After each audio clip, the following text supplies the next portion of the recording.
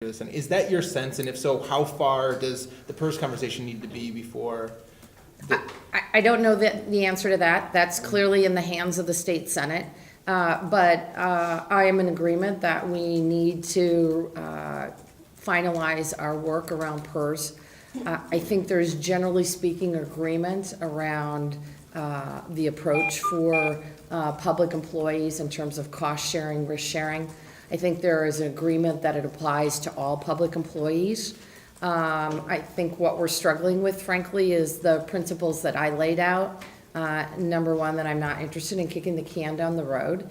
And number two, that I see this as a shared responsibility model.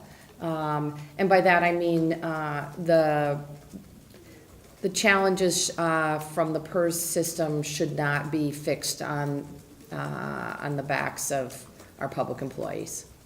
So have you been in ongoing discussions with legislative leaders on this? Are you familiar with what they're working on in terms of their proposal and Yes to both questions. And how do they line up with yours? We're not there yet.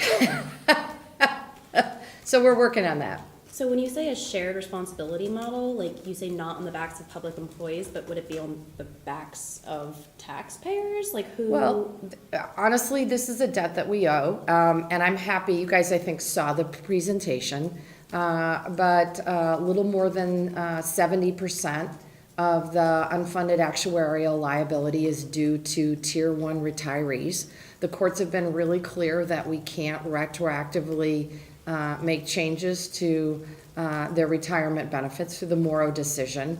I think Oregonians would agree that we need to keep our promises. And so that is a debt that Oregonians as a whole owe, and how do we pay for that? I've been really clear. We put some options on the table. I'll be honest, some of them not very palatable politically. I am open to other options, but I am not open to doing nothing.